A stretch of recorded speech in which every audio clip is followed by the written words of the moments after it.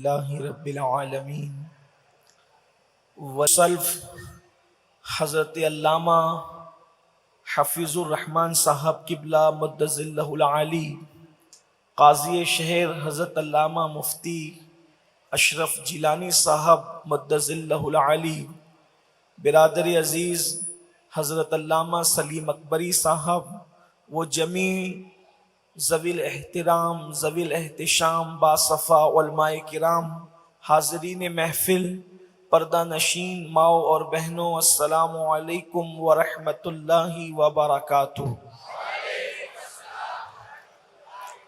انتہائی احترام و عقیدت کے ساتھ اپنے اور ساری کائنات کے مرکز عقیدت، دانائے سبل مولائے کل ختم الرسل، خسرو خوباں سیاح لامکاں وجہ کن فکاں، در اللہ المکنون سر اللہ المخزون، عالم ما کان و ما یکون، آب و گل انبیاء جان و دل اصفیاء، مطلع ہر سعادت مقطع ہر سیادت، خلاصہ کائنات فخر موجودات، حضور احمد مجتبی محمد مصطفیٰ، ارواحنا فدا صلی اللہ تعالی علیہ وآلہ وصحبہ وبارک وسلم کی بارگاہ بے کس پناہ میں جس طریقے سے پڑھاؤں، بلند آواز سے میرے ساتھ مل کر پڑھیں۔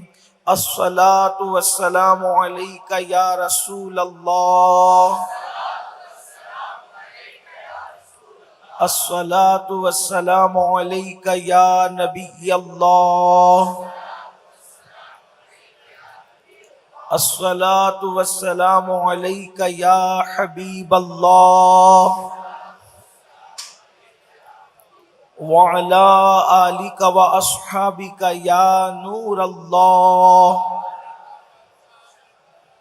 صلی اللہ تعالی علیہ وسلم۔ زمین و زمان تمہارے لیے، مکین و مکان تمہارے لیے، چنین و چنا تمہارے لیے، بنے دو جہاں تمہارے لیے، دہن میں زباں تمہارے لیے، بدن میں ہے جان تمہارے لیے، یا رسول اللہ ہم آئے یہاں تمہارے لیے، اٹھے بھی وہاں تمہارے لیے، اور جنا میں چمن، چمن میں سمن، سمن میں پھبن، پھبن میں دلہن، سزائے مہن پہ ایسے منن، یہ امن و امان تمہارے لیے، اشارے سے چاند چیر دیا، چھپے ہوئے کھر کو پھیر لیا، گئے ہوئے دن کو عصر کیا، یہ تاب و تواں تمہارے لیے، یہ مرحمتیں کہ کچی متیں، نہ چھوڑی لتیں نہ اپنی گتیں، قصور کریں اور ان سے بھریں قصور جنا تمہارے لیے، اور صبا وہ چلے کہ باغ پھلے، وہ پھول کھلے کہ دن ہو بھلے، صبا وہ چلے کہ باغ پھلے، وہ پھول کھلے کہ دن ہو بھلے، لوا کے تلے ثنا میں کھلے ہماری زباں تمہارے لیے، لوا کے تلے ثنا میں کھلے ہماری زباں تمہارے لیے۔ آج کی یہ محفل بلواڑہ کی سرزمین پر عظیم الشان پیمانے پر عظمت مصطفیٰ صلی اللہ علیہ وآلہ وسلم کانفرنس کے حوالے سے انعقاد پذیر ہے، اور اسی مناسبت سے قرآن مقدس کی ایک آیہ کریمہ کے ایک حصے کی اور ایک حدیث مبارکہ کے ایک حصے کی تلاوت کرنے کا شرف حاصل کیا ہے۔ اللہ تبارک و تعالی اپنے محبوب مصطفیٰ کریم رؤوف الرحیم صلی اللہ علیہ وآلہ وسلم کے صدقہ و طفیل مجھے حق کہنے اور آپ تمامی خواتین و حضرات کو حق سن کر اس پر عمل کرنے اور اسے عام کرنے کی توفیق عطا فرمائے۔ اس وقت مسلم امہ پوری دنیا کے اندر جن حالات سے دوچار ہے وہ ہماری نگاہوں کے سامنے ہے۔ یاد رکھیے، میں اس محفل میں کوئی مہمان خطیب کی حیثیت سے مدعو نہیں ہوں، اصل آپ کے مہمان قبلہ امیر محترم ہے جو تھوڑی دیر میں آنے والے ہیں، اور وہ جتنے ٹائم میں آئیں گے بس اتنی دیر مجھے کچھ باتیں کہنے کا حکم ہے۔ تو بہت مختصر وقت میں اپنی باتوں کو سمیٹنے کی کوشش کروں گا۔ میں اپنے جوانوں سے گزارش کرتا ہوں کہ میری گفتگو کو بہت توجہ کے ساتھ سماعت کریں۔ آپ اس کو گفتگو کو یا محفل کو تفریح کا ذریعہ نہ سمجھیں، بلکہ ایک ایک جملے پر آپ کرم فرمائیں، توجہ فرمائیں کہ اس وقت مسلم امہ کے جو حالات پوری دنیا کے اندر ہے، ہم کسی ایک ملک کی یا کسی ایک علاقے کی بات نہیں کرتے، بلکہ پوری دنیا میں کہیں پر مسلمان سکون اور اطمینان کی سانس نہیں لے رہا ہے۔ کہیں پر مسلمانوں کے مسائل بھوکمری کے حوالے سے ہے، یعنی کہیں پر روٹی کے لیے مسلمان تڑپ رہا ہے، کہیں کپڑے کے لیے بے چین ہے، کہیں مکان کے لیے در در کی ٹھوکریں کھا رہا ہے، کہیں ظالم حکمرانوں کی حکمرانی نے اس کو اپنے شکنجے میں جکڑ لیا ہے، کہیں پر حالات یہ ہیں بیٹیوں کی آبرو لٹ رہی ہے، کہیں پر حالات یہ ہیں کہ مسلم جوانوں کی لاشیں بے گور و کفن تڑپ رہی ہے، کہیں پر حالات یہ ہیں کہ ننھے ننھے بچے ماں کی گود کے اندر دم توڑ رہے ہیں، اور پھر سے کربلا کے اس منظر کو گویا کہ دہرایا جا رہا ہے کہ پھر کوئی علی اصغر سے کسی ماں کی گود اجڑتی نظر آ رہی ہے، کسی ماں کی گود سنی سنی ہوتی نظر آ رہی ہے۔ یقیناً بڑے بڑے مفکرین اس بات کے حوالے سے مسائل کا ادراک کر کے امت کو بتا رہے ہیں۔ پوری دنیا مرثیہ خواہ ہے کہ مسلمان مسائل کا شکار ہے، مسلمان مسائل کا شکار ہے، مسلمان مسائل کا شکار ہے۔ لیکن میں ایک بات اپنے جوانوں سے کہنا چاہتا ہوں، میرے پیارے آقا صلی اللہ علیہ وآلہ وسلم کے پیارے دیوانوں، آپ مجھے یہ بتائیں کہ ہم نے یہ واقعات سن رکھے ہیں، کہ جب بھی مسلمان پر برا وقت آتا ہے تو آسمان سے مدد کے قافلے اترتے ہیں، کبھی جبریل ہزاروں ملائکہ کو اپنے ساتھ لے کر کے زمین پر آتے ہیں اور پھر مدد کیا کرتے ہیں۔ یہ کوئی کہانی قصہ نہیں، بلکہ یہ صحیح کی روایتوں میں موجود ہے کہ جب بھی اللہ اکبر صدیق اکبر سمیت اصحاب جب بدر میں بے سر و سامان نظر آئے تو اس وقت ملائکہ جو ہے گویا کہ اپنی تسبیح گاہوں کو چھوڑ کر کے ملائکہ میدان کے اندر آ کر کے مسلمانوں کے ساتھ ان کی امداد کے لیے باضابطہ طور پر تلوار تھامتے ہوئے نظر آئے۔ جن کو خون ریزی سے بے پناہ نفرت تھی اور جو انسان کے حوالے سے خون ریزی کی گفتگو کر رہے تھے، آخر وہ بھی خون ریزی کے اندر شامل ہوئے حق کے لیے، مسلمانوں کی امداد کے لیے۔ ہم نے پھر سنا ہے کہ کسی ابراہیم پر جب وقت آیا ہے آگ میں ڈالنے کا تو اس وقت بھی تو اللہ کی مدد آئی تھی، یا نار کونی بردم و سلام علی ابراہیم کہا گیا تھا۔ جب کسی ایوب کے جسم میں آبلے پڑ کر جسم سے پانی بہا تھا، سب نے ساتھ چھوڑ دیا تھا، تو اس وقت اللہ کی مدد آئی تھی، اور کسی کی ٹھوکر کے پانی ہی نے بلکہ کسی کیا انہی کے ٹھوکر کے پانی نے ان کے لیے ذریعہ شفا ثابت ہوا تھا، اور وہ پانی پی کر نہا کر آپ شفا یاب ہوئے تھے۔ پہلے سے زیادہ حسن ملا تھا، پہلے سے زیادہ جمال ملا تھا۔ ہم نے یہ بھی تو سنا ہے کہ مصر کے قید خانے سے کسی یوسف کو نکال کر کے جو ہے وہ اللہ اکبر مصر کا تخت عطا کیا جاتا ہے، مصر کا تاج عطا کیا جاتا ہے۔ یہ غیبی امداد کے واقعات نہ کہانی ہے نہ قصہ ہے، یہ ایسے ناقابل تردید شواہد کے ساتھ حقائق ہیں کہ جب بھی مسلمان چاہے کسی شکل میں پریشان ہوا ہو، آسمان سے مدد نازل ہوئی ہے۔ آج ایسا کیوں نہیں ہوتا؟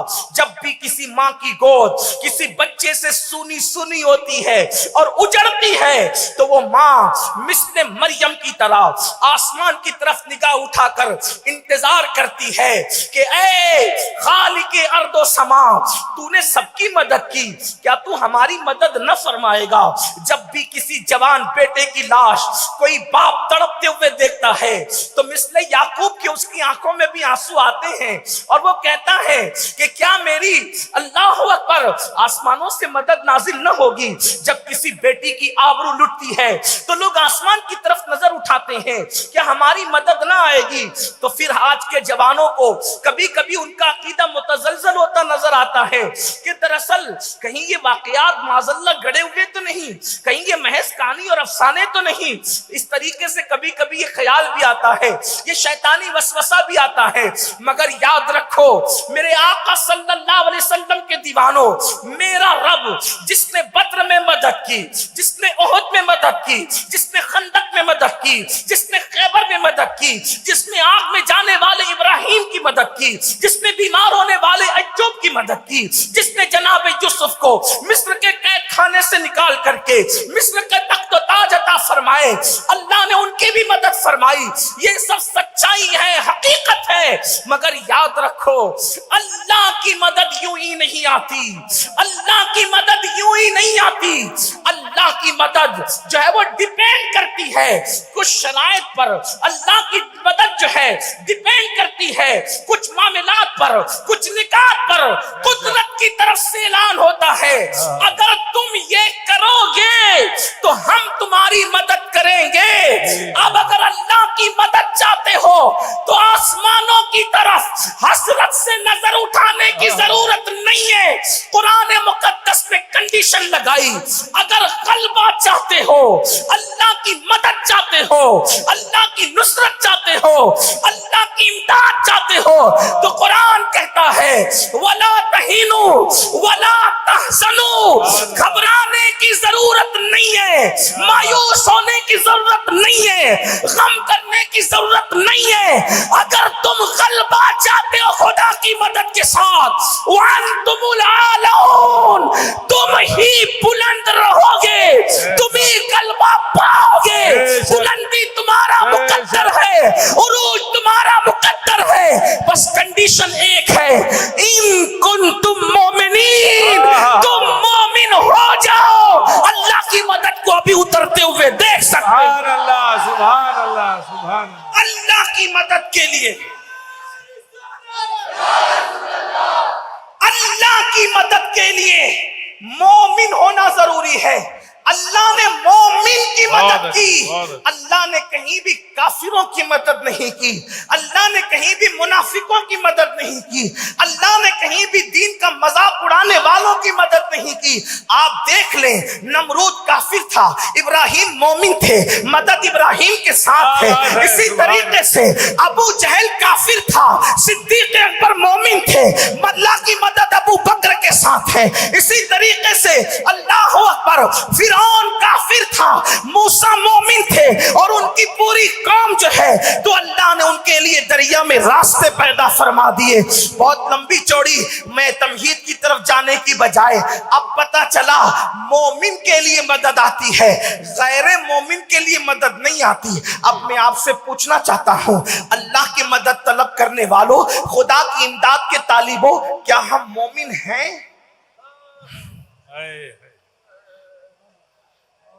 کیا ہم مومن ہیں؟ کیا ہم وہ مومن ہیں جن کی مدد آئے، جن پر نار نمرود گلزار ہو جائے؟ حالانکہ وہ تو ایسا مومن تھا جس کے ایمان کی گواہی قرآن دے رہا. ابو الانبیاء ان کی طرح کوئی کیا مومن ہو سکتا ہے؟ لیکن درجے میں کہیں نہ کہیں تو آپ کو بات کرنی پڑے گی. ہم انبیاء کی برابری کی بات نہیں کرتے، لیکن کیا ہم مومن ہیں؟ اب مومن کسے کہتے ہیں وہ ہم حضور سے پوچھیں. مومن کسے کہتے ہیں؟ بڑی معذرت کے ساتھ، نہ میرا منصب یہ ہے اور نہ میں آپ کو کافر کہنے یا کسی کو کافر کہنے آیا، یہ بات قطعاً نہیں، کیونکہ نہ میں مفتی ہوں. یہ منصب تو مفتی کا ہے کہ وہ کسی پر کیا فتویٰ لگاتا اپنے ذوق کے مطابق. میں صوفی مشرب آدمی، میرا مسلک، میرا مشرب صوفیہ کا ہے، میں کوئی مفتی نہیں. لیکن ایک بات ضرور کہنا چاہتا ہوں، کیونکہ نصیحت اور واعظ کے لیے اپنے آپ کو بھی اور آپ کو بھی ہم دونوں کے کٹیرے میں کھڑے کر کے بات کر رہا ہوں. کیا ہم مومن ہیں؟ اب حضور سے پوچھیں حضور مومن کون ہے؟ تو اللہ کے رسول علیہ السلام اب مومن کو بتاتے مومن کون ہے. میں صرف یہ کہنے آیا ہوں اگر آج میری قوم ویسی مومن بن جائے جسے قرآن نے مومن کہا، میری قوم ایسی مومن بن جائے جسے حدیث نے مومن کہا، ایسی مومن بن جائے جسے اصحاب مومن مانتے تھے، ایسی مومن بن جائے جسے اہل بیت مومن مانتے تھے۔ آج بھی آسمان سے اللہ کی عزت کی قسم، اللہ کے گھر میں ان اللہ والوں کے بیچ میں بیٹھ کر کے بول رہا ہوں، خدا کی مدد کو آسمان سے اترتا ہوا نہ دیکھو تو پھر کہنا یہ وقت کے طاغوت، یہ وقت کے فرعون تمہاری ٹھوکروں میں نہ آ جائے تو پھر کہنا، بس شرط یہ ہے کہ مومن بن جاؤ۔ اور مومن کون ہوتا ہے؟ میرے آقا فرماتے ہیں لا یؤمن احدکم حتی اکون یقال انہو مجنون، کہ مومن کی شان یہ ہے کہ جب مومن کے عشق مصطفیٰ کو لوگ دیکھتے ہیں، جب مومن کی محبت رسول کو دیکھتے ہیں تو لوگ عشق مصطفیٰ میں اس کو اتنا گم پاتے ہیں کہ لوگ اس کو پاگل کہنے پہ مجبور ہو جاتے ہیں۔ آقا فرماتے ہیں جب تک تیرے عشق رسول کو دیکھ کر لوگ تجھے پاگل پاگل نہ کہیں، اس وقت تک کہ تو مومن ہو نہیں سکتا۔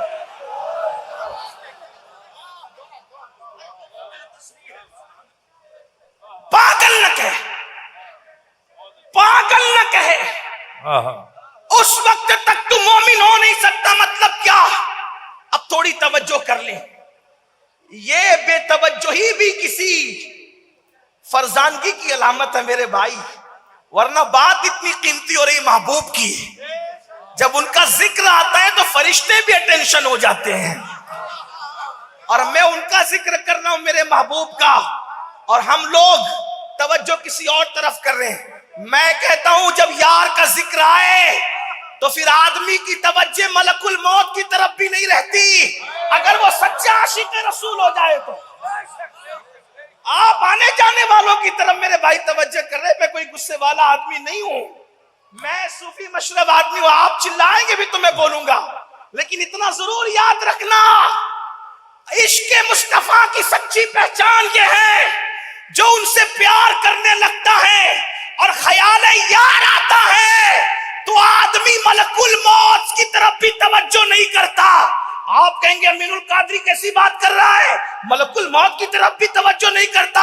میں نے کہا بات عشق کی یہی ہے، دو عالم سے کرتی ہے بیگانہ دل کو، عجب چیز ہے لذت آشنائی، شہادت مطلوب مقصود مومن، نہ مال غنیمت نہ کشور کشائی۔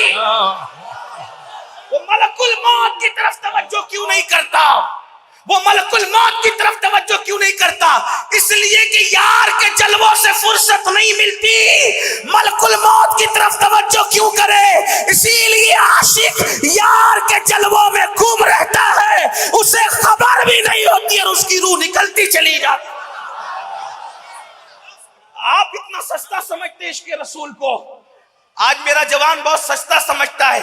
تو میں عرض کر رہا تھا جب تک کسی کے عشق کو دیکھ کر لوگ اس کو پاگل نہ کہیں، آقا نے فرمایا وہ مومن نہیں ہو سکتا۔ اب پاگل کا مطلب کیا؟ دیکھو پاگل کا مطلب یہ نہیں، پاگل کا مطلب یہ نہیں کہ اس کو عقل ہی نہ ہو، بلکہ آپ سے کہنا چاہتا ہوں عاشق جتنی عقل رکھتا ہے اتنی عقل کسی کے پاس نہیں ہوتی۔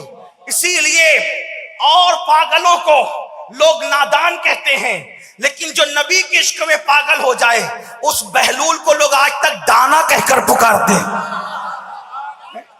آج تک اس کو دانا کہہ کے پکارتے ہیں، اور وہ ایسا دانا ہے کہ صرف دانا نہیں بلکہ دانائی جس کے گھر سے لے کر کے لوگ جاتے ہیں، اور پھر اللہ اکبر لوگ جنت کے لیے در در کی ٹھوکریں کھا رہے ہیں۔ جو نبی کے عشق میں پاگل ہو جائے وہ ایسا دانا ہوتا ہے کہ وقت کے بادشاہ کو پھر وہ جنت فروخت کرتا ہوا نظر آتا ہے، وہ جنت بیچتا ہوا نظر آتا ہے۔ تو عرض کر رہا تھا پاگل مجنون کا مطلب کیا؟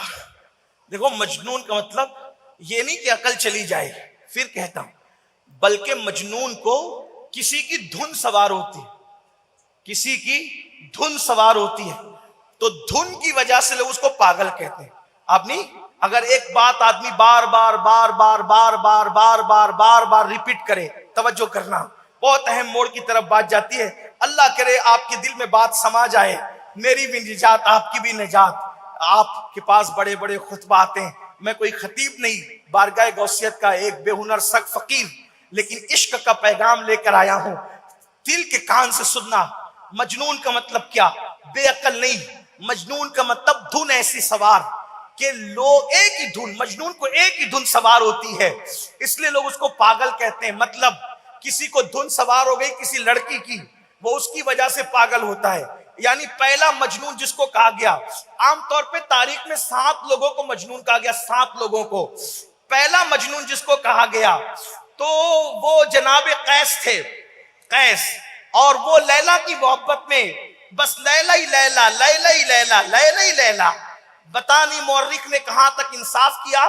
مجھے ایک واقعہ یاد آتا, تاریخ کا ہے, تاریخ کی بہت زیادہ باتوں پر اعتبار نہیں کر سکتے, لیکن بہرحال ہے بات دلچسپ, اس لیے میں نقل کر رہا ہوں, ذمہ دار اس کا نہیں ہوں. لیلا ہی لیلا, اتنا لیلا لیلا لیلا لیلا کہ لوگوں نے اس کو مجنون کہا. اور ہمیں اپنے بزرگوں نے بتایا کہ سب سے پہلے قیس کو مجنون جس نے کہا, مجنون, وہ امام حسن پاک ہے. امام حسن نے اس کو مجنون کہا, اور مجنون کہنے کی وجہ بڑی دلچسپ ہے, اس کو سن لیں آپ کو بات سمجھ میں آئے گی. اس کو کیوں مجنون کہا جناب قیس کو؟ ایک مرتبہ قیس جنگل میں بیٹھے ہوئے تھے اور 2 بزرگوں کے درمیان جنگ چل رہی تھی, یا 2 بزرگوں کے درمیان اختلاف چل رہے تھے. بزرگ کہہ رہا ہوں کیونکہ میرا مسلک عشق و محبت ہے, میرا مسلک ادب ہے, میرا مسلک فکر رضا کا جو ہے وہ پابند ہے, اس لیے میں کہہ رہا ہوں 2 بزرگوں میں اختلاف چل رہا تھا. خلیفہ یہ بزرگ ہوں گے یا خلیفہ یہ بزرگ ہوں گے, اور اختلاف تھا.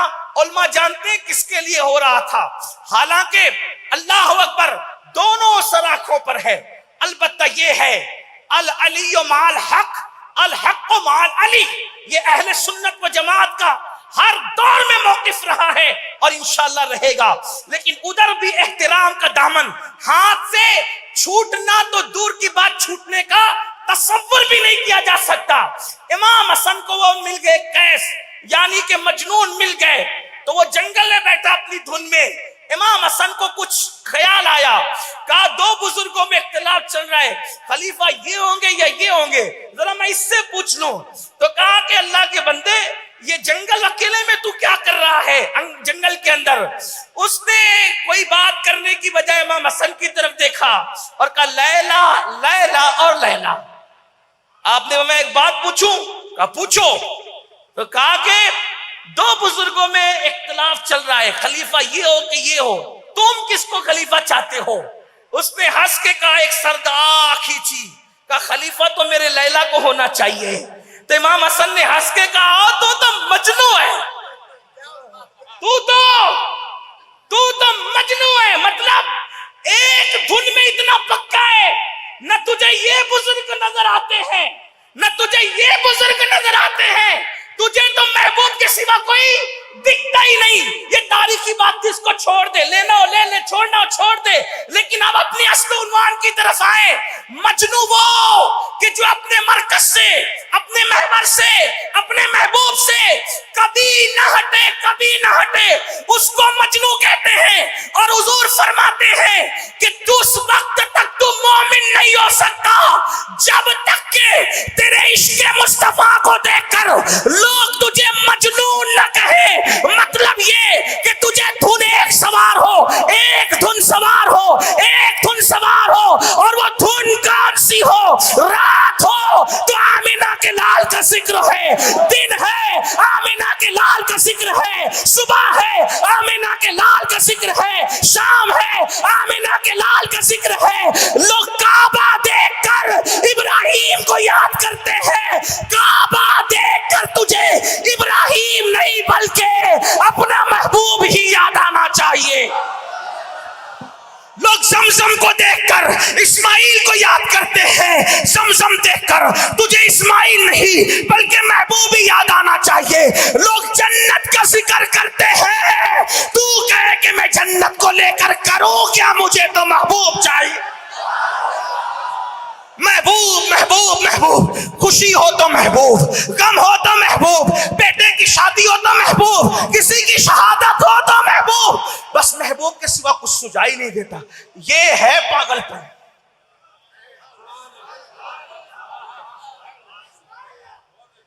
جسے لوگ عیب سمجھتے ہیں وہ دیوانگی ہے. آپ پاگل کا مطلب کوئی دوسرا مت لینا میرے بھائی. دیوانہ دیوانے کو دیوانہ نہ سمجھو. دیوانہ بہت سوچ کے دیوانہ بہت سوچ کے دیوانہ بنا ہے. دیوانہ بہت. اب آپ کو بتاؤں محبوب محبوب محبوب. اب آپ کہیں گے ایسا عاشق بنیں گے تب مدد آئے گی. میں نے کہا سوچے گا تو مدد آئے گی. آسمان کی طرف دیکھنے کی ضرورت نہیں, سوچے گا تو مدد آئے گی. کہا بدر میں آئی تھی. میں نے کہا سب ایسے ہی تھے, دیکھ لے. بدر میں صدیق کو دیکھ, عمر ابن خطاب کو دیکھ, بدر میں مولا علی کو دیکھ, بدر میں حمزہ کو دیکھ, سعد کو دیکھ, سعید کو دیکھ, طلحہ کو دیکھ, زبیر کو دیکھ. اب بتاؤ ان کی دیوانگی. منافق ان کو دیوانہ نہیں, اس سے بھی نیچے گرا ہوا لفظ کہتے تھے. قرآن کہتا ہے, توجہ کریں, وَإِذَا قِيلَ لَهُمْ آمِنُوا كَمَا آمَنَ النَّاسِ. توجہ ہے آپ کی, دھیان ہے آپ کا, قرآن کی بات کر رہا ہوں. وَإِذَا قِيلَ لَهُمْ آمِنُوا كَمَا آمَنَ النَّاسِ قَالُوا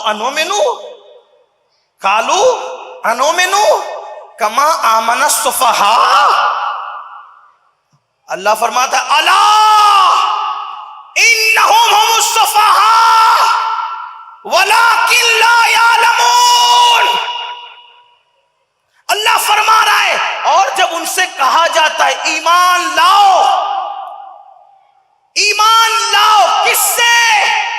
جو رسول اللہ کے ہاتھ پہ مسلمان ہو گئے تھے, حضور کے ہاتھ پہ. کون لوگ؟ عبداللہ ابن ابی اور اس کی پارٹی کے لوگ. تو اللہ ان سے, کلمہ پڑھنے والوں سے, اللہ فرما رہا ہے قیل لہم آمنو, ان سے کہا جاتا ایمان لاؤ. یا اللہ وہ کلمہ پڑھ چکے تھے, اب کیسا ایمان لائے؟ تو کہا کما آمن الناس, ایسے ایمان لاؤ جیسے لوگ ایمان لائے. اور یہ جو الناس کی الف ہے یہ خاص کرتی ہے طبقہ صحابہ کو.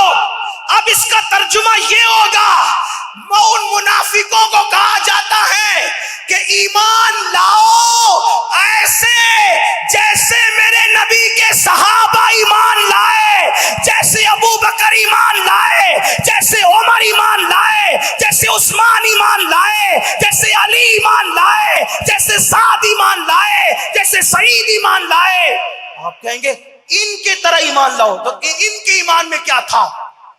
عبداللہ ابن ابی بھی نماز پڑھتا تھا, صدیق اکبر بھی پڑھتے تھے. دونوں کے ایمان میں فرق کیا تھا؟ تو فرق یہ تھا عبداللہ ابن ابی صرف نمازی تھا اور وہ بھی دکھاوے کا, لیکن ابو بکر نام محمد پہ انگوٹھا بھی چوم لیتے تھے. یہ فرق تھا. فرق سمجھ میں آتا ہے؟ منیر العین کا حوالہ دے رہا ہوں آپ کے سامنے. وہ صدیق انگوٹھا چومتے تھے نام محمد پر. علی حضور کے تھوک کو زمین پہ گرنے نہیں دیتے تھے, اٹھا کر اپنے منہ پہ ملتے تھے. جس علی کو کرم اللہ وجہ الکریم لوگ کہتے ہیں, وہ علی اپنے چہرے کو جگمگانے کے لیے کوئی غازہ حسن نہیں ملتے تھے, آج کی طرح کوئی فیس واش وہاں نہیں تھا. علی نے جو چہرہ چمکایا تھا وہ لعاب مصطفیٰ لے کر اپنے منہ پہ مل کے چمکایا تھا. حضور علیہ السلام غسل کرے, حضور علیہ السلام وضو کرتے تھے تو صحابہ وضو کے پانی کو منہ پہ لیتے تھے, سینے پہ ملتے تھے. تو منافقین کہتے تھے یہ تو صفی لوگ ہیں, یہ لوگ بے وقوف لوگ ہیں, بے وقوف. ارے کوئی انسان بھی کسی انسان کا تھوک اپنے منہ پہ لگاتا ہے, کوئی انسان بھی کسی انسان کا وضو کا پانی اپنے چہرے پہ ملتا ہے. یہ تو یہ بے وقوف لوگ ہیں. صفی کا مطلب ہوتا ہے بے وقوف, اور اس کی جمع صفحا ہے. تو اللہ فرماتا ہے ایمان لاؤ میرے محبوب کے صحابہ کی طرح. تو وہ منافقین کیا جواب دیتے تھے؟ کما آمن السفہاء, کیا ہم ان بے وقوفوں کی طرح ایمان لائے, ان پاگلوں کی طرح ایمان لائے؟ اللہ نے جواب دیا الا الا انہم السفہاء، بلکہ وہ پاگل اور بیوقوف نہیں ہے، بیوقوف تو تم لوگ ہو، اس لیے کہ تم خدا کا سجدہ مجبوری میں کرتے ہو، لیکن میرے محبوب سے پیار کب کرتے ہو؟ پیار کرنے والے تو یہ لوگ ہیں جو نبی کے وضو کا پانی اپنے چہرے پہ ملتے ہیں، اپنے سینے پہ ملتے ہیں، اپنی آنکھوں سے لگاتے ہیں۔ رسول اللہ کے لیے اپنے باپ کو کسی نے چھوڑا، اپنے بھائی کو کسی نے چھوڑا، اپنے خاندان کو کسی نے چھوڑا، یہ وہ لوگ ہیں تو ان کا ایمان معیار ایمان قرار دیا گیا، ان کا ایمان کی قبولیت کی جان قرار دیا گیا۔ اب پتا چلا کہ ہر وقت میں سچے ایمان والوں کو کسی نے بے وقوف کہا، کسی نے پاگل کہا، تو ایک دھن سوار ہونی چاہیے حضور کی۔ اب میں آپ سے ایک سوال پوچھتا ہوں، اللہ کی مدد کے متلاشیوں، کیا حضور کی دھن ہم پر ایسی سوار ہے، کیا ایسی دھن سوار ہے کہ لوگ ہمیں پاگل کہیں؟ نہیں، بلکہ ہمیں تو حضور 24 گھنٹے تک کبھی یاد بھی نہیں آتے، بلکہ 24 گھنٹے تو میں کہہ رہا ہوں کئی دن تک حضور ہمیں یاد نہیں آتے۔ آپ کہتے نہیں امین القادری ہم حضور کو یاد کرتے ہیں، تو ایک سوال میرا ہے، کب حضور کو یاد کرتے ہو؟ جب حجام کی کرسی پر بیٹھ کر اپنے چہرے سے داڑھی منڈا کر نبی کی سنت کو گٹر میں پھینکواتے ہو، تب تمہیں حضور یاد آتے ہیں؟ جب تم سود کے دھندے کر کے حرام لقمہ اپنے پیٹ میں ڈالتے ہو، تب تمہیں حضور یاد آتے ہیں؟ جب تم کسی لڑکی کے گلے میں ہاتھ ڈال کر زنا کے لیے اس کو کسی پارک کی طرف پھسلا کر لے جاتے ہو، تب تمہیں حضور یاد آتے ہیں؟ جب تم اپنے گھروں کی شادیوں میں ڈی جے بجاتے ہو، تب تمہیں حضور یاد آتے ہیں؟ مجھے بتاؤ حضور ہمیں کب یاد آتے ہیں؟ اور حضور سے ہمارا رشتہ رہ کیا گیا ہے؟ صرف جلسوں کے اندر بڑی معذرت کے ساتھ اگر درود پڑھنے کو کہا جائے، درود پڑھنے کو کہا جائے، یہ قوم زور سے درود نہیں پڑھ سکتی۔ جو قوم اپنے نبی کے نام پر یہ چھٹاک بھر کی زبان کو حرکت نہ دے سکے، جنبش نہ دے سکے، وہ قوم نبی کے نام پہ اپنی گردن کیا کٹا سکے گی؟ وہ قوم اللہ اکبر جو فجر کی نماز میں 10 منٹ کی نیند اپنے نبی کے نام پہ قربان نہ کر سکے، وہ قوم اپنے نبی کے نام پہ اپنا گھر کیا لٹائے گی؟ لوگ اچھی طرح جان چکے ہیں کہ ہمارے پاس کچھ نہیں رہ گیا۔ اقبال کہتے ہیں بجھی عشق کی آگ اندھیر ہے، بجھی عشق کی آگ اندھیر ہے، مسلمان نہیں راہ کا ڈھیر ہے۔ جب تک مسلمان تھا کسی کی ماں نے دودھ نہیں پلایا تھا کہ تمہارے گھر کی طرف آنکھ اٹھا کر بھی دیکھ سکے۔ جب تک مسلمان تھا کسی ماں نے دودھ نہیں پلایا تھا کہ کوئی تمہاری آنکھ میں آنکھ ملا سکے۔ لیکن جب سے مسلمان رسمی اور اسمی مسلمان ہو گیا، جب سے تم نے اللہ کے گھر کو ویران کیا، اب تمہارے گھروں کو بلڈوزر ویران کر رہے ہیں۔ میں ان کے ساتھ نہیں، جو ظلم کر رہے ہیں وہ جلد اپنا انجام دیکھیں گے۔ لیکن آج تمہارے گھر اجڑ رہے ہیں، تمہارے دل کو کتنی تکلیف ہے۔ جس رسول اللہ نے اپنا گھر اجاڑ کے اللہ کا گھر بسانا چاہا تھا، صدیوں سے اس اللہ کے گھر کو ویران کیا۔ عشاء میں کتنے پہنچتے ہو، فجر میں کتنے پہنچتے ہو، ظہر میں کتنے پہنچتے ہو؟ جو قوم خدا کے گھر کو صدیوں سے ویران کر دے اور جمعہ کی 2 رکعت کے علاوہ جو قوم مسجد میں حاضر نہ ہو، بتاؤ وہ قوم عزت کی سانس کیسے لے سکتی ہے؟ وہ قوم وقار کی سانس کیسے لے سکتی ہے؟ بڑی معذرت کے ساتھ آج آوازیں اٹھ رہی ہے کہ جیل بھرو تحریک شروع کرو، حالات بدلیں گے۔ میں کسی کو کچھ نہیں کہتا کیونکہ میں کوئی سیاسی آدمی نہیں، لیکن ایک بات ضرور کہوں گا، آج جیل بھرو تحریک سے پہلے ضرورت ہے کہ مسجد بھرو تحریک شروع کی جائے۔ اس لیے کہ اگر آج مسجد بھرو تحریک شروع ہو گئی اور لوگ واقعی عشق مصطفیٰ میں ڈوب کر سجدہ کرنے لگے، واللہ ہمیں جیل بھرنے کی ضرورت نہیں ہے، انقلاب مسجد بھرنے سے آئے گا۔ اگر آپ اس کو خیال سمجھتے تو یہ سچائی ہے۔ میں کوئی بزدلی کی بات نہیں کر رہا ہوں، اس لیے کہ جن کی رگوں میں علی کا خون ہو وہ قوم کبھی بزدل نہیں ہو سکتی۔ ارے نام علی لینے والے بزدل نہیں ہوتے تو خون علی رکھنے والے بزدل کیسے ہو سکتے ہیں؟ کبھی زنجیر ہلتی ہے، کبھی در کانپ جاتا ہے، علی کا نام سن کر اب بھی خیبر کانپ جاتا ہے۔ لیکن सच्चाई सच्चाई है, हकीकत हकीकत है। जो कौम मील कुर्बान नहीं कर सकती वो कौम जान कुर्बान करेगी। और अगर आप कहते हो ना कि मौलाना हम तो आशिक रसूल हैं, सलाम करता हूं आपको, आपकी जूतियां मेरे सर पर, आपके तलवों की खाक मेरा आंखों का सुरमा, अगर आप आशिक रसूल है।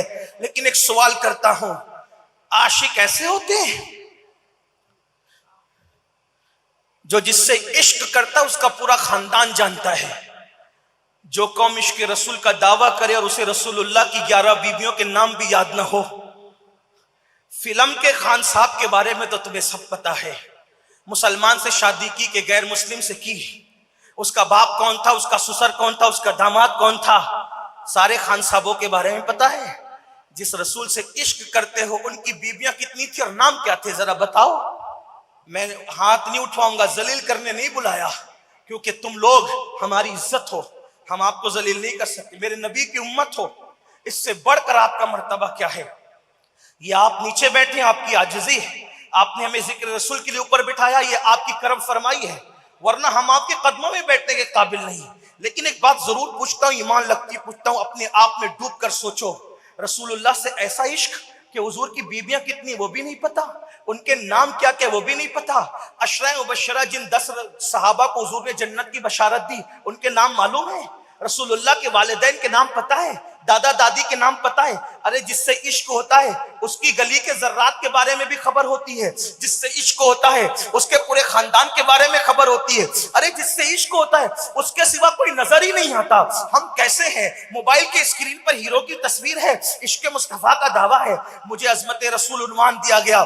मैं अपनी गुफ्तगू 2 बातों में अब खत्म करता हूं, अगर वक्त में गुंजाइश रही।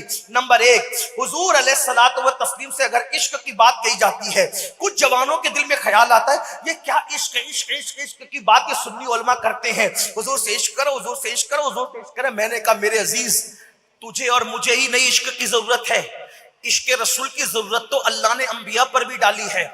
और अल्लाह ने उनसे कहा, किनसे? जिनसे बातें की उनसे कहा कि मेरे महबूब से इश्क करना। अल्लाह ने उनसे कहा उठाओ किताबें, उठाओ पढ़ो किताबें उठाकर। एक दिन अल्लाह ने फरमाया, मूसा मूसा मूसा मेरे कलीम, क्या तुम चाहते हो कि तुम्हारी आंखों से तुम्हारी बसारत जितनी करीब है उससे ज्यादा मैं तुम्हारे करीब हो जाऊं या तुम्हें अपना करीब कर लूं? मूसा क्या तुम चाहते हो कि तुम्हारी जबान से तुम्हारा कलाम जितना करीब है उससे ज्यादा मैं तुम्हें अपना करीबी कर लूं? मूसा क्या तुम चाहते हो कि तुम्हारे जिस्म से तुम्हारी जान जितनी करीब है उससे ज्यादा मैं तुम्हें करीब कर लूं? मूसा अलैहिस्सलाम ने कहा, मौला कौन नहीं चाहता, मैं तो बिल्कुल यही चाहता हूं कि तुम मुझे अपना कर ले। जवाब आता है, मूसा फिर उससे प्यार कर जिससे मैं प्यार करता। है ध्यान आपका? मुझ जैसे नाहंजार गुनहगार को नहीं, मासूम को भी जरूरत है उनसे इश्क की। मैं जरूरत की बात जिम्मेदारी के साथ कर रहा हूं, जरूरत है मासूम को भी उनसे इश्क और मोहब्बत की। अल्लाह ने फरमाया, साए अपनी तसव्वुफ की कसरत से किताबों के अंदर दुरूद शरीफ के बाब में सब ने इसको लिखा, मूसा उससे प्यार कर जिससे मैं प्यार करता हूं। तो अर्ज की, मौला वो कौन है जिससे तू प्यार करता है? कहा वो आमिना का लाल है,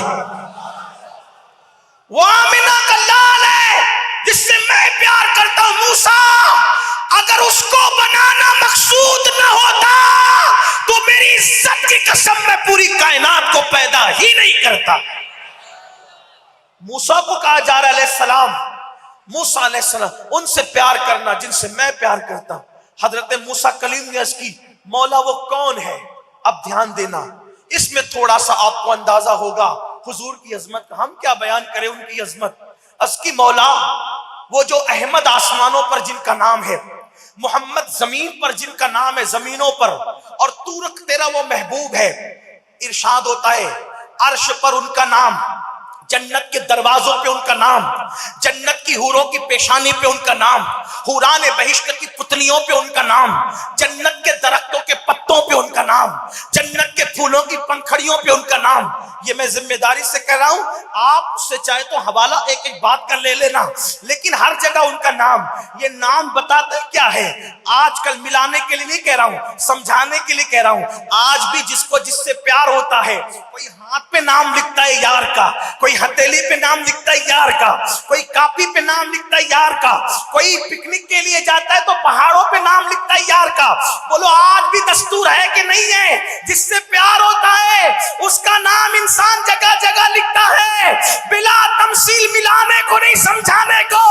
یار کا نام لکھنا اپنی ملکیت پر یہ پیار کی علامت ہے۔ جو تیری ملکیت ہے تو اس پر یار کا نام لکھتا ہے، اور خدا نے جس سے پیار کیا عرش کے پائے پر یار کا نام، جنت کے درختوں پہ یار کا نام، پھولوں کی پنکھڑیوں پہ یار کا نام، حوران جنت کی پیشانیوں پہ یار کا نام، جنت کے درختوں پہ یار کا نام۔ حتیٰ کہ اللہ اکبر، انسان کو پیدا کیا تو محمد کی شکل پر پیدا، تم پر بھی ان کا نام ہے، ورنہ اتنے پاپ کرو تو زمین میں دھس جاؤ۔ کبھی یہ ایسے آپ کرتے ہو نا، سر، ہاتھ، کمر، پیر، سر میم ہے، ہاتھ ہا ہے، کمر دوسری میم ہے، پیر دال ہے، تو گویا کہ تمہاری ہڈیوں کا ڈھانچہ بھی محمد پر مبنی۔ آج کافروں پہ آپ سوچتے ہو نا، یہ اتنا ظلم کرتے، عذاب، یہ دھس جائے زمین میں، کیوں نہیں دھستے پتہ ہے؟ ڈھانچے پہ محمد لکھا ہے، اور جب تک یہ نسبت محمد قائم ہے ان پہ عذاب نہیں آئے گا۔ اللہ جب کافروں کو جہنم میں ڈالے گا، کافروں کو، تو انسان کی شکل میں نہیں ڈالے گا۔ کیوں؟ کیونکہ انسان محمد کے سانچے میں ڈھلا ہے، تو اللہ پہلے شکل بدلے گا، کافروں کو بچھو بنائے گا، اس کے بعد جہنم میں ڈالے گا۔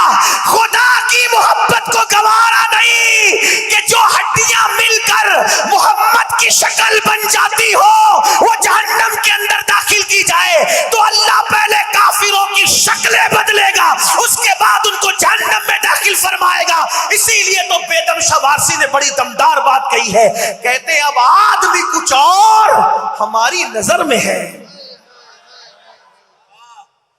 لوگ آدمی کو مشت خاک سمجھتے ہیں، لیکن بیدم شاہ کہتے ہیں عشق والوں سے پوچھو، اب آدمی کچھ اور ہماری نظر میں ہے۔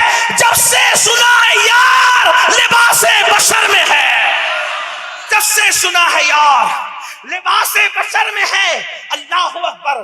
تو پھر پوچھا، بات چل رہی تھی، مولا یہ احمد جس کا نام آسمانوں پر ہے، محمد زمین پہ، کون پوچھ رہا ہے؟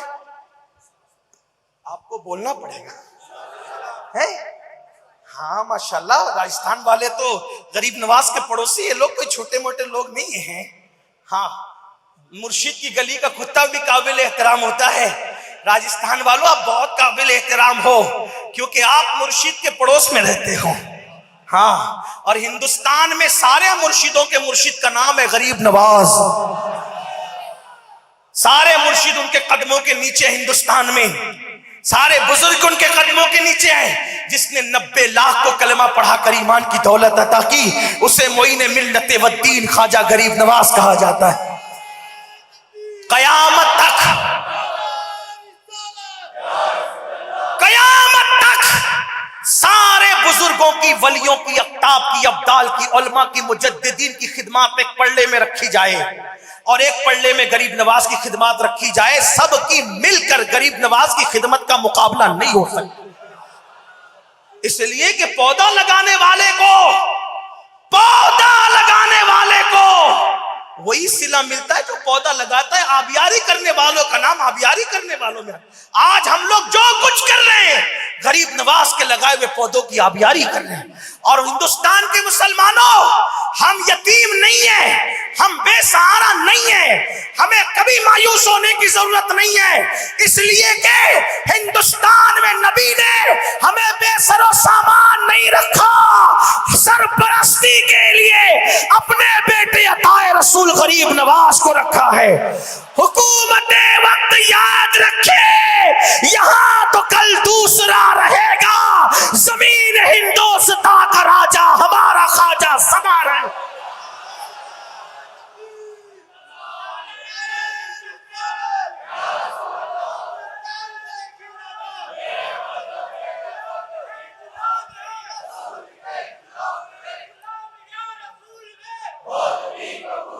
عرض یہ کر رہا تھا کہ موسیٰ کلیم نے پوچھا مولا یہ محمد کون ہے روحی فدا صلی اللہ علیہ وآلہ وسلم، کون ہے یہ؟ اور پھر پوچھا ان میں اور مجھ میں کیا فرق ہے، ان میں اور مجھ میں کیا فرق ہے؟ 14ویں صدی میں آنے والا مولوی کہتا ہے کرسی پہ بیٹھ کر نبی ہماری طرح، ہم پوچھتے ہیں کیسے تیری طرح؟ وہ کہتے ہیں ناک ہماری ان کی بھی ہے، آنکھ ہماری ان کی بھی ہے، ہونٹ ہمارے ان کے بھی ہے۔ ہم کہتے ہیں میرے عزیز ہوش کے ناخون لے، نبی ہماری طرح کیسے؟ اپنا باپ بھی ظاہر میں اپنی طرح نہیں ہے، باپ بھی اپنی طرح نہیں۔ کہا وہ کیوں؟ میں نے کہا اس لیے کہ باپ کو دیکھو تو مقبول حج کا ثواب ملتا ہے، اور اپنے آپ کو دیکھو تو کچھ نہیں ملتا۔ تو جب باپ تو اپنی طرح نہیں ہو سکتے تو رسول پاک اپنی طرح کیسے ہو سکتے ہیں؟ حضرت موسیٰ پوچھ رہے ہیں، آپ ناراض نہیں ہونا کہ یار یہ سنی علماء دوسروں کی بات کرتے، ہم دوسروں کی نہیں کرتے۔ یاد رکھنا ہمارے امام نے ہمیں درس دیا ہے کہ اگر کوئی یار کی طرف انگلی اٹھائے تو اس کی انگلی کو پھیرنا یہ عشق کا تقاضا ہے۔ ہاں اسی لیے میرے امام کہتے ہیں، لوگ کہتے ہیں ہمارے بھائی کی طرح ہے، اور میرے امام کیا کہتے ہیں پتہ ہے؟ سچے لوگوں کی پہچان کیا ہے پتہ ہے؟ وہ کہتے ہیں ہمیں تو الفاظ ہی نہیں ملتے کہ ان کو کہیں تو کیا کہیں۔ وہ کہتے ہیں سرور کہوں کہ مالک و مولا کہوں تجھ کو۔ وہ اپنی طرح کہہ رہے ہیں میں تجھے سرور کہوں، حالانکہ یہ شعر میں راجستھان میں پڑھ رہا ہوں، دلی لکھنؤ میں نہیں پڑھ رہا ہوں، لیکن پھر بھی راجستھان والوں کو پتا ہے شعر سمجھنے کی صلاحیت ان میں ہے، لیکن سمجھے تشریح نہیں کرتا۔ سرور کہوں کہ مالک و مولا کہوں تجھے، باغ خلیل کا اپنی طرح نہیں، اپنی طرح نہیں، مالی کے باغ کا نہیں، باغ خلیل کا گلے زیبا کہوں تجھے، ہرما نصیب ہوں تجھے امید کے کہوں، جانے مراد نہیں، مراد نہیں، جانے مراد کانے تمنا کہوں تجھے۔ اللہ رے تیرے جسم منور کی تابشیں، اللہ رے تیرے جسم منور کی تابشیں، اللہ رے تیرے جسم منور کی تابشیں۔ وہ جسم کو دیکھ کے اپنی طرح کہتا ہے، اور آپ کے جسم منور کی تابشیں کیا ہے؟ جسم منور کی تابش یہ ہے، انگلی اٹھتی ہے تو چاند دو ٹکڑے ہو جاتا ہے، جسم منور کی تابش یہ ہے، اشارہ ہوتا ہے تو سورج پلٹ کر کے واپس آتا ہے، جسم منور کی تابش یہ ہے۔ جابر کے مردہ بچوں کو آواز دی جاتی ہے آؤ میرے ساتھ مل کر کھانا کھاؤ، تو جابر کے بچے دوڑتے چلے آ جاتے ہیں۔ جسم منور کی تابش کیا ہے؟ اللہ اکبر، وہ زمین پر قدم رکھتے ہیں تو پیروں کا نشان نہیں بنتا، اور وہ پتھروں پر قدم رکھتے ہیں تو قدم کا نشان بن جاتا ہے۔ جسم منور کی تابش کیا ہے؟ اللہ اکبر، لعاب کو نکال کر اگر سوکھے کنویں میں ڈال دے تو کنواں لبالب بھر جایا کرتا ہے۔ جسم منور کی تابش کیا ہے؟ اللہ اکبر، اگر خالی کنویں میں اپنا لعاب ڈال دے تو وہ ہمیشہ کے لیے میٹھا ہو جاتا ہے۔ جسم منور کی تابش کیا ہے؟ اگر غصے میں آ کے ابن خلف پر تھوک دے تو وہ مر جاتا ہے۔ ایک لعاب، جسم منور کی تابش، جس میں میری عادت نہیں بلواڑا والوں، اگر تم اس انتظار میں ہو کہ میں مقرروں کی طرح تم سے کہوں گا کہ بولو سبحان اللہ تو یہ بھول جائیں، میں نہیں کہوں گا آپ کو، میں تو آپ کے عشق کا امتحان لینا چاہتا ہوں کہ آپ حضور کے نام پہ بولتے کتنا ہو۔ اگر آپ سناٹے میں سننا چاہتے ہیں مجھے کوئی اعتراض نہیں، لیکن مجھے اس کا بھی تو خیال ہے جو نبی کے نام پہ، میں نے کہا نا چھٹاک بھر کی زبان نہیں ہل سکتی، جان کیا دیں گے لوگ؟ اتنی بڑی بات، جس میں منور کی تابشیں، واللہ میرے نبی کا ذکر آتا ہے تو اللہ بھی سبحان اللہ کہتا ہے۔ ہاں آپ یہ نہ سمجھے میں کوئی چھوڑ رہا ہوں. اٹھائیں جب وہ معراج بیان کرتا ہے تو خود کہتا ہے سبحان الذی. ان کے ذکر سے پہلے جب وہ خود سبحان اللہ کہتا ہے تو تم کیوں نہیں کہتے؟ اگر آپ اس طریقے سے بیٹھیں گے تو مجھے ایسا لگے گا کہ یہ الیکشن والی پبلک تو نہیں ہے زبردستی. یا زبردستی نہیں ہے, وہی آتے ہیں جنہیں بلایا جاتا ہے. اس لیے جب محبوب کا ذکر سنو تو زندہ ہو کے سنا کرو. ارے ان کے ذکر سے تو مردوں میں بھی جان پڑ جایا کرتا. واللہ وہ ایسے ہیں کہ ان کو دیکھ کر بت بھی بول پڑے. ان کو دیکھ کر بت بھی, جب بت بولے تو تم کیوں نہیں بولتے؟ پتا تو چلنا. اللہ رے تیرے جسم منور کی تابش ہے کوئی جواب. لوگ کہتے ہیں آپ کو اعلیٰ حضرت اتنے کیوں نظر آتے ہیں؟ میں نے کہا اس لیے نظر آتے ہیں کہ 14ویں صدی میں ایسی بولی کسی نے بولی ہی نہیں. اسی لیے ہمارے مہاراجا کے بزرگوں نے آواز لگائی, مینارے قصر رضا تو بلند کافی ہے, تم اس کے پہلے ہی سینے پہ چڑھ کے دکھلا دو. فتاوی رضویہ تو ایک کرامت ہے, حقائق بخشش پڑھ کے دکھلا دو.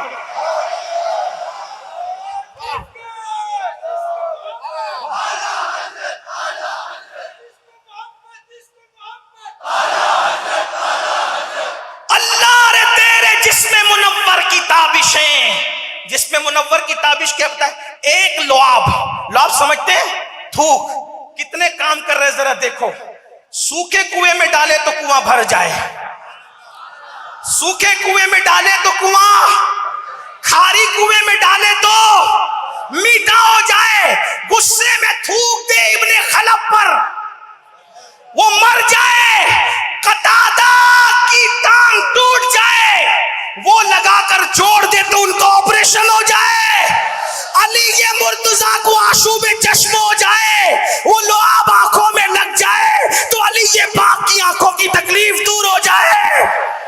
عاشورہ کے دن مدینے کے بچوں کو چٹایا جائے تو شام تک بچے دودھ نہیں مانگتے ماں سے, وہ بھی بھوکے پیاسے رہنے کا ظرف پیدا کرتے ہیں.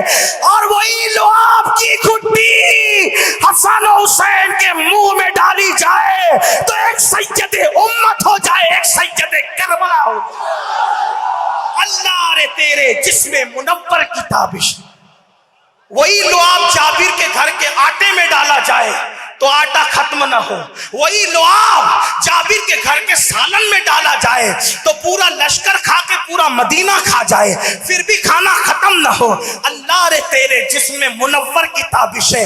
اب کہتا ہوں مولوی صاحب, آپ کہتے ہو ہماری طرح, آپ کا لعاب تو لکھا ہوتا ہے یہاں تھوکنا منع ہے. آج تو کووڈ کے دور میں اور زیادہ سختی ہو گئی, تھوکو گے تو پینلٹی لگے گی. تیرا تھوک بیماری پیدا کرے, ان کا لعاب مبارک بیماروں کو شفا عطا کرے, بیماریوں سے نجات عطا کرے, کھاری کنووں کو میٹھا کر دے. اللہ رے تیرے جسم منور کی تابشیں. انگلیاں یہ کمال کرے. ہاتھوں کا کمال کیا ہے؟ ہاتھوں کا کمال, توجہ کرنا, یوسف کے پاس علیہ السلام حسن بہت تھا. سننا چاہتے ہیں عظمت مصطفیٰ کی زندگی کا عنوان ہے, توجہ کرنا. حضرت یوسف کے پاس حسن بہت تھا, لیکن میں کہنا چاہتا ہوں اتنا حسن تھا, لکھنے والوں نے لکھا کہ جب کھانا کھاتے تھے تو لقمہ حلق کے نیچے اترتا ہوا نظر آتا تھا.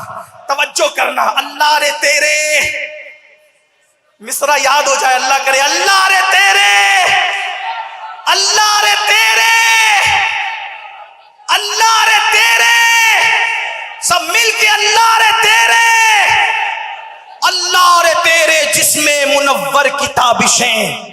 یوسف علیہ السلام اتنے خوبصورت تھے, کھانا کھاتے تھے تو لقمہ حلق کے نیچے اترتا نظر آتا تھا. اتنے خوبصورت تھے کہ لوگ دیکھ لیتے تھے تو ان کی بھوک مٹ جاتی تھی. لوگ دیکھ لیتے تھے. بہت ساری عورتوں نے دیکھا تو بے ہوش بھی, کچھ مر گئی. امام غزالی نے وہ سارا کچھ سورہ یوسف کی تفسیر میں لکھا ہے. تفسیر سورہ یوسف امام غزالی کی اٹھا کے پڑھے, آپ کو پتا چلے گا. لیکن ایک بات کہتا ہوں, اللہ رے تیرے جسم منور کی تابشیں. یوسف خوبصورت تھے, لیکن یوسف نے کسی کو خوبصورت بنایا نہیں سمجھے. یوسف علیہ السلام خوبصورت تھے، لیکن یوسف علیہ السلام نے کسی کو خوبصورت بنایا نہیں۔ اللہ رے تیرے جسم منور کی تابشیں، حضور ایسے خوبصورت تھے، حضور جس کو چاہتے خوبصورت بنا دیتے۔ امام علامہ عبد الرحمن جامی نے شواہد النبوہ میں لکھا، ایک مرتبہ اللہ کے رسول علیہ الصلوۃ والتسلیم جو ہے تشریف لے جا رہے ہیں، جنگل میں پہنچے صحابہ کے ساتھ، صحابہ نے کہا آقا پانی ختم ہو گیا، صحابہ نے کہا آقا پانی ختم ہو گیا، سرکار نے کہا این علی، علی کہاں ہے؟ علی کے مرتضیٰ تشریف لائے، کہا علی دیکھو وہ سامنے پہاڑ ہے، اس پہاڑ کے پیچھے ایک حبشی غلام پانی لے کر جا رہا ہے، اس غلام کو میرے پاس لے آؤ اور اس سے کہنا میرے آقا بلاتے ہیں۔ مولا علی گئے پہاڑ کے پیچھے، آپ نے غلام کو موجود پایا، لوگ کہتے ہیں دیوار کے پیچھے کی خبر نہیں، رسول اللہ پہاڑ کے پیچھے کا غلام بتا رہے ہیں، اور ہمیں اس پر کوئی تعجب نہیں ہے، جو زمین پہ بیٹھ کے لامکاں کی خبر دیتا ہو، اور کوئی غیب کیا تم سے نہا ہو بھلا، جب نہ خدا ہی چھپا تم پہ کروڑوں درود، اللہ اکبر۔ ارے جب ان کے بیٹے کی یہ شان ہے، نظر تو الہ بلاد اللہ جمع، غوث پاک کہتے ہیں میں اللہ کے شہروں کو ایسے دیکھتا ہوں جیسے تم ہتھیلی پہ رائی کا دانہ دیکھتے ہو۔ جب عبد القادر کے دیکھنے کا یہ عالم ہے، حسین اعظم کے دیکھنے کا عالم کیا ہوگا؟ حسین پاک کے دیکھنے کی تاب نہیں، علی کیسے دیکھتے ہوں گے؟ اور علی کے دیکھنے کا جواب نہیں تو نبی کے دیکھنے کا عالم کیا ہوگا؟ علی پہاڑ کے پیچھے جاؤ، گئے، حبشی غلام تھا، چل، میں تفصیل سے نہیں کہہ رہا ہوں، اپنی ذوق کے مطابق جلدی جلدی، قبلہ امیر محترم تشریف لائیں گے، تقریر وہی ختم ہو جائے گی جہاں ہوگی، توجہ فرمائیں۔ گئے، چلو میرے آقا بلا رہے ہیں، میں تمہارے آقا کو نہیں پہچانتا، کہا چلو بلا رہے ہیں، کہا کہ میں پانی لے کے جا رہا ہوں، اگر دیر ہو گئی تو میرا آقا مجھے مارے گا، کہا پہلے میرے آقا کے پاس چل، پکڑ کے لائے، اس نے حضور کو دیکھا، حضور اتنے خوبصورت تھے، صحابہ کہتے ہیں اتنے خوبصورت تھے، اگر اللہ قرآن نازل نہ بھی کرتا تو میرے محبوب کو دیکھ کر لوگ مسلمان ہو جاتے، اتنے خوبصورت تھے۔ علامہ عبد الرحمن جامی کہتے ہیں آیات قرآن ابرویت، آیات قرآن ابرویت، تفسیر قرآن گیسویت، روئے تو قرآن ما ایما توئی ایما توئی۔ اس کو اردو میں کہوں، میرے امام کہتے ہیں اللہ کی سرتابہ قدم شان ہے یہ، انسان نہیں انسان، وہ انسان ہے یہ، قرآن تو ایمان بتاتا ہے انہیں، ایمان یہ کہتا ہے میری جان ہے یہ۔ وہ کمال حسن حضور ہے کہ گمان نقص جہاں نہیں، یہی پھول خار سے دور ہے، یہی شمع ہے کہ دھواں نہیں، کروں تیرے نام پہ جاں فدا، نہ بس ایک جاں دو جہاں فدا، دو جہاں سے بھی نہیں جی بھرا، کروں کیا کروڑوں جہاں نہیں، اللہ رے تیرے جسم منور کی تابشیں۔ کہا چلو، حضور کو آ کے اس نے دیکھا، کیا کہتے ہیں آپ کا پانی ختم ہو گیا، پانی نکال، اپنے مشکیزے سے میرے کٹورے میں ڈال، اس نے کٹورے میں ڈالا، حضور علیہ السلام نے اپنا ہاتھ کٹورے میں رکھا، اللہ رے تیرے، اللہ رے تیرے جسم منور کی تابش انگلیوں کو رکھا کٹورے میں، صحابہ کہتے ہم نے دیکھا نبی کی انگلیاں کٹورے میں گئی، انگلیوں سے پانی کے چشمے جاری ہو گئے، اللہ رے تیرے جسم منور کی تابشیں، انگلیاں ہیں فیض پر، ٹوٹے ہیں پیاسے جھوم کر، ندیاں پنجاب رحمت کی ہے جاری، واہ واہ اللہ اکبر۔ پانی نکلتا گیا، پینے والے پیتے رہے، نہانے والے نہاتے رہے، وضو کرنے والے وضو کرتے رہے، مشکیزیں بھرتے رہے۔ جب سب نے بھر لیا، جانوروں کو پلا لیا، آقا نے فرمایا جتنا پانی تو نے لیا تھا واپس لے، اس کا بھی مشکیزہ بھر گیا، وہ دیکھتا ہی رہ گیا۔ اور اب لوگ حیرت کر رہے تھے، جو پانی ڈالا تھا تب زیادہ تھا کہ اب زیادہ ہے، سب بھر گیا۔ اس نے کہا آپ کون ہیں؟ آپ کون ہیں؟ حضور نے فرمایا میں محمد ہوں، اللہ کا نبی، اللہ رے تیرے جسم منور کی تابشیں۔ فرمایا کلمہ پڑھ، اس نے کلمہ پڑھا، کہا میں لیٹ ہو گیا ہوں، میرا آقا مجھے مارے گا، کہ ادھر آ۔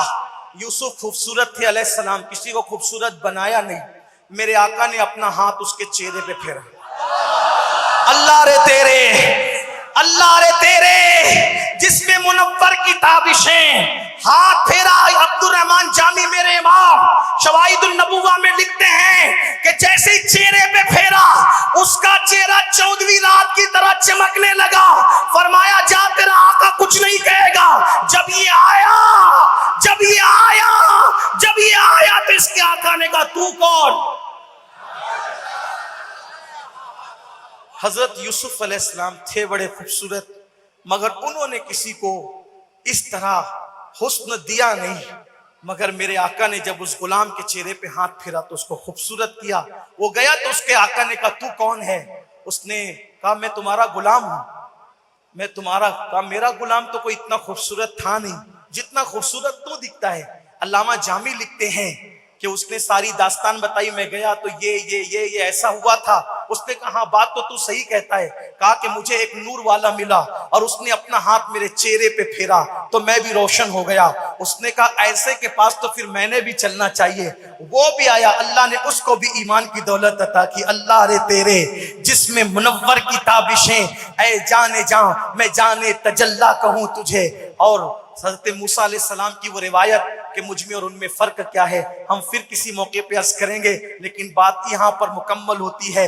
اللہ رے تیرے جس میں منور کی تابشیں، اے جانے جاں میں جانے تجلا کہوں تجھے. تیرے تو وصف اے بے تناہی سے ہے بری، حیران ہوں میرے شاہ میں کیا کیا کہوں تجھے. حیران ہوں میرے شاہ میں کیا کیا کہوں تجھے. اور کہہ لے گی سب کچھ ان کے ثنا خاں کی خاموشی، چپ ہو رہا یہ کہہ کے میں کیا کیا کہوں تجھے. لیکن رضا نے ختم و سخن اس پہ کر دیا، خالق کا بندہ خلق کا آقا کہوں تجھے. خالق کا بندہ خلق کا آقا کہوں تجھے.